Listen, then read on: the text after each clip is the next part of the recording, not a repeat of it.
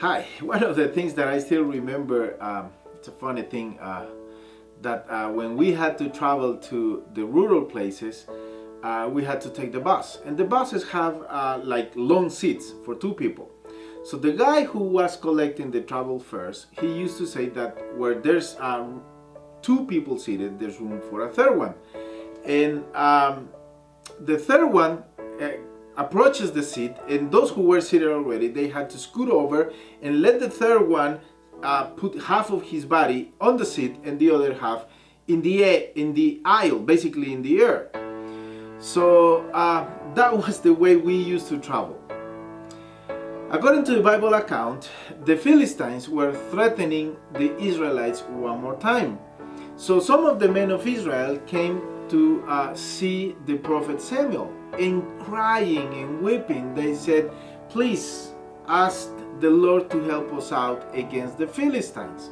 So the prophet Samuel says, "Okay, God is willing to help you guys out, only if you get rid of the images that you still have of Baal and Ashtaroth.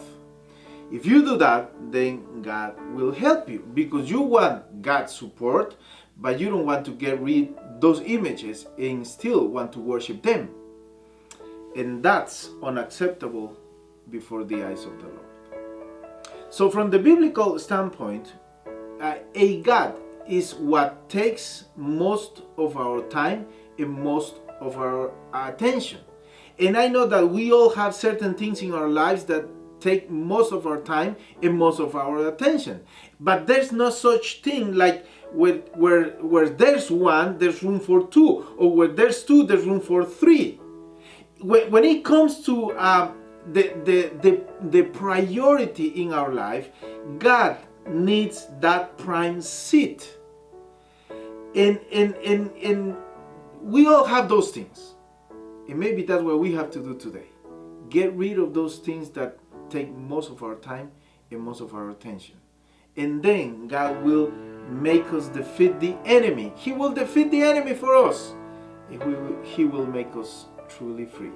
See you tomorrow.